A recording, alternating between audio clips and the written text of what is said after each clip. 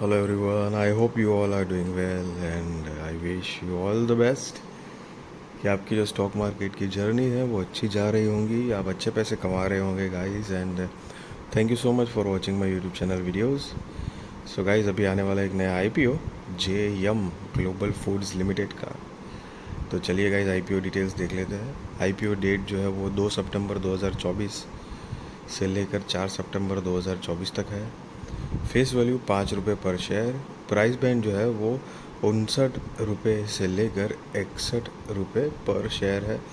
Lot size 2000 shares का है। Total issue size जो है 1,34,32,000 शेयर्स, करीब 81,94,00,000 रुपये कंपनी कलेक्ट करने वाली है इस टोटल इशू साइज़ से, जिसमें से 1,20,88,800 शेयर्स जो है वो फ्रेश इश्यूज़ के माध्यम से आएंगे और उससे कंपनी 73,74,00,000 रुपये कलेक्ट करने वाली है।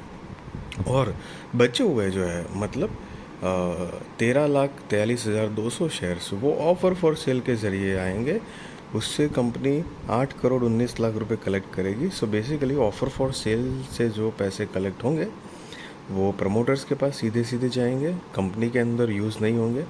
और फ्रेश इशू से जो पैसे कलेक्ट हो रहे हैं 73,74,00,000, सो वो कंपनी के अंदर जाएंगे, उसके ग्रोथ डेवलपमेंट एक्सपांशन, अगर कुछ बोरोइंग्स है वॉट एवर कंपनी को आगे बढ़ाने के लिए यूज़ होंगे गाइस। सो अब इसका बेसिस ऑफ अलॉटमेंट 5 सितंबर 2024, इनिशिएशन ऑफ रिफंड्स 6 सितंबर 2024, credit of shares to demat वो भी 6 सितंबर 2024 है। लिस्टिंग डेट 9 सितंबर 2024, cut off time for UPI mandate confirmation शाम को 5 बजे 4 सितंबर 2024 है।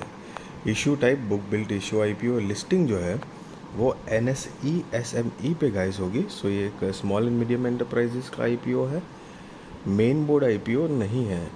इसकी share holding pre issue 3,54,07,956, share holding post issue 4,74,96,756 है। और मार्केट मेकर पोर्शन जो है वो 6,72,000 शेयर्स जो है एम सिक्योरिटीज़ के बिहाफ पे अलग से रखे गए हैं, जो कि ये पर्टिकुलर आईपीओ के लिए मार्केट मेकर पोर्शन बने हुए हैं गाइस। एंड रिटेल कैटेगरी में मिनिमम हो या मैक्सिमम एक ही लॉट के लिए अप्लाई करना है। 2,000 शेयर्स आएंगे, 1,22,000 रुपये गाइस आपको देने होंगे। एचएनआई में मिनिमम 2 लॉट के लिए अप्लाई करना है, 4,000 शेयर्स आएंगे उसमें और 2,44,000 रुपये गाइस आपको देने होंगे। एंड गाइस एस की ये एसएमई स्टॉक है, तो एसएमई आईपीओ है, तो इसमें सिर्फ लॉट्स में डील होगी। सिंगल शेयर्स जो है वो आप खरीद या बेच नहीं पाओगे जब तक कि ये एसएमई कंपनी को मेन बोर्ड में शिफ्ट नहीं कर दिया जाता तब तक। दूसरी बात कि ये लॉट साइज़ जो है वो चेंज होने के चांसेस होते हैं लिस्टिंग के बाद। सो चांसेस होते हैं, ज़रूरी नहीं है। सो उस बात का ध्यान रहे। और यस गाइस, 1,00,000 से तो ऊपर की रकम लगती है तो बड़ी अमाउंट होती है आईपीओ अप्लाई करने के लिए ही। एंड एसएमई कंपनीज होती है वो थोड़ी रिस्की भी कहलाती है, आपने कई बार सुना होगा। सो अकॉर्डिंग दैट कि पैसा भी उतना स्पीड में बढ़ सकता है या कम भी हो सकता है, दोनों प्रोबेबिलिटी उतनी ही स्ट्रॉन्ग होती है। Reservation QIB shares offered not more than 50% of the net offer. Retail shares offered not less than 35% of the offer. NII HNI shares offered not less than 15% of the offer है। And guys यहाँ पर एक अच्छी बात है कि anchor investors involve है, उसकी डिटेल देखें उससे पहले प्रमोटर्स देखते हैं।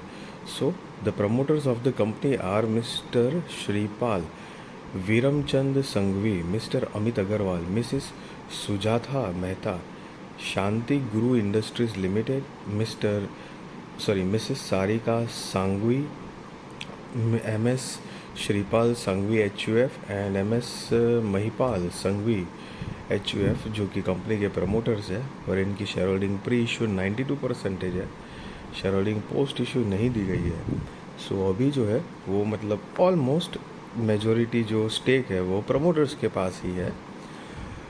लिस्टिंग के बाद वो चेंज होंगे, वो तब का तब देख लिया जाएगा।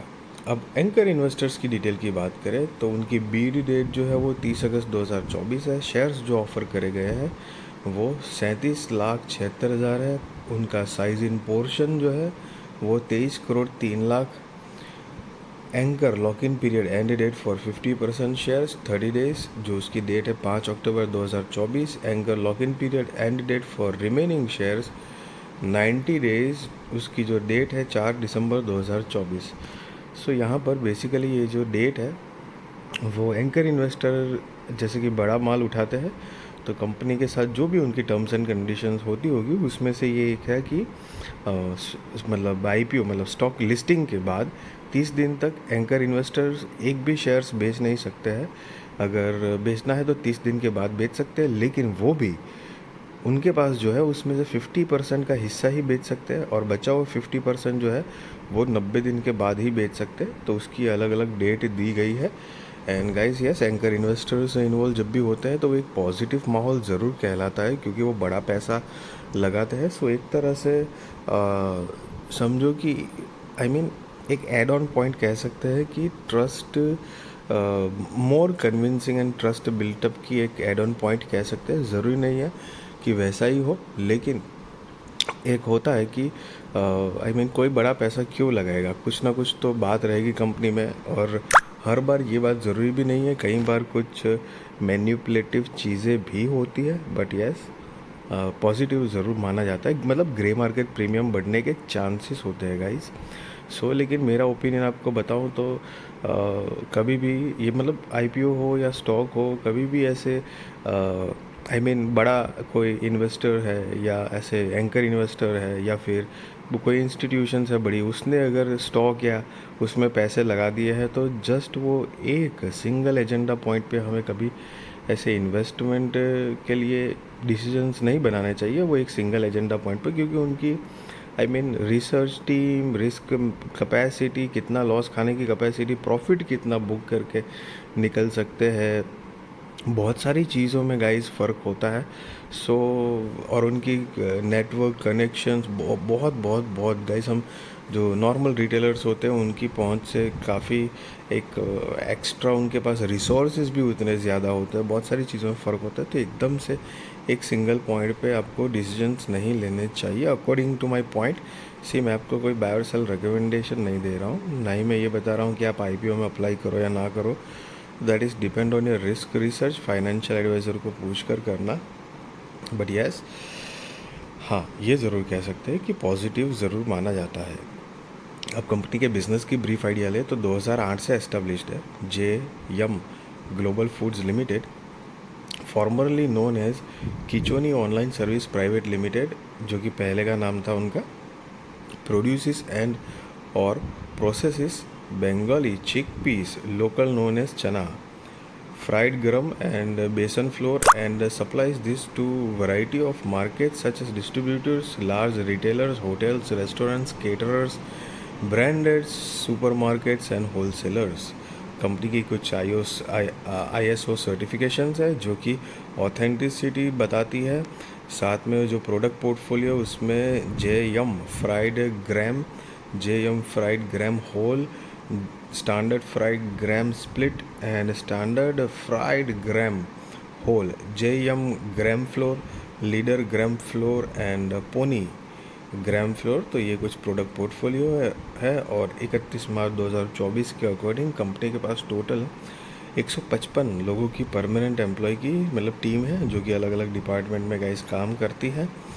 अब साथ में अगर कंपनी की मतलब मेन बेसिकली बिजनेस क्या जनरेट कर पा रही है तो फाइनेंशियल्स देखें तो यहाँ पे 31 मार्च 2022, 23 और 24 के फाइनेंशियल्स दिए गए हैं गाइस। ये सारे फिगर्स जो है वो लैक्स में है, मैं आपको करोड़ में कन्वर्ट करके बताऊंगा। तो चलिए 2-3 साल में कंपनी ने क्या प्रोग्रेस किया है वो देखते एक बार। तो कि असेट जो है वो 31 मार्च 2022 में 99 करोड़ 41 लाख रुपए के आसपास थी, जो कि 31 मार्च 2024 में बढ़कर 192 करोड़ 26 लाख रुपए के आसपास हुई है। रेवेन्यू 253 करोड़ रुपए से बढ़कर 629 करोड़ रुपए के आसपास हुई है। Profit after tax 4 crore 36 lakh से बढ़कर 15 करोड़ 9 लाख रुपए के आसपास हुआ है। नेटवर्थ जो है वो 57 करोड़ 26 लाख रुपए से बढ़कर 80 करोड़ 22 लाख रुपए के आसपास हुआ है। Reserves and surplus 56 crore 65 lakh रुपए से बढ़कर 62 करोड़ 52 लाख रुपए के आसपास हुआ है। और टोटल बोरोइंग्स जो है वो 33 करोड़ 19 लाख रुपए से बढ़कर 96 करोड़ 20 लाख रुपए के आसपास गाइस हुआ है। एंड यहाँ पर आप नीचे देख सकते हैं अमाउंट इन लैक्स लिखा हुआ है, जो मैंने आपको पहले बताया कि सारे फिगर लैक्स में, मैंने आपको करोड़ में कन्वर्ट करके बताया to make it easier guys. So अब कंपनी के फाइनेंशियल्स को थोड़ा ऑब्जर्व करें तो देखो रेवेन्यू, प्रॉफिट, ये सारी चीज़ें बढ़ रही है साथ में, लेकिन बोरोइंग्स जो है ना, वो बोरोइंग्स भी लाइक उसी हिसाब में बढ़ी हुई है। सो लेट्स सी कंपनी आगे क्या प्रोग्रेस करती है। थोड़ा सा और पोटेंशियल ग्रोथ होना चाहिए, बट ठीक है, कंपनी प्रोग्रेस कर रही है। मतलब बोरोइंग्स जो है ना वो थोड़ी कम लेवल में बढ़ी हुई थी। फॉर एन एग्जांपल, मतलब 2 साल पहले 33 करोड़ के आसपास थी, अभी मतलब रिसेंट 2024 के हिसाब से अगर 43 करोड़ या 53 करोड़ के आसपास होती तो थोड़ा सा एक तरह से एक मतलब थोड़ा सा और एक अच्छा पॉइंट होता, लेकिन ये एक तरह से 3 गुना बोरोइंग्स बढ़ चुकी है आसपास उसके। सो 33,99 में होता है तो यहाँ पे 96 करोड़ रुपए के आसपास तो है ही ऑलरेडी। सो एक तरह से मतलब 3 टाइम्स बोरोइंग्स भी बढ़ गई है।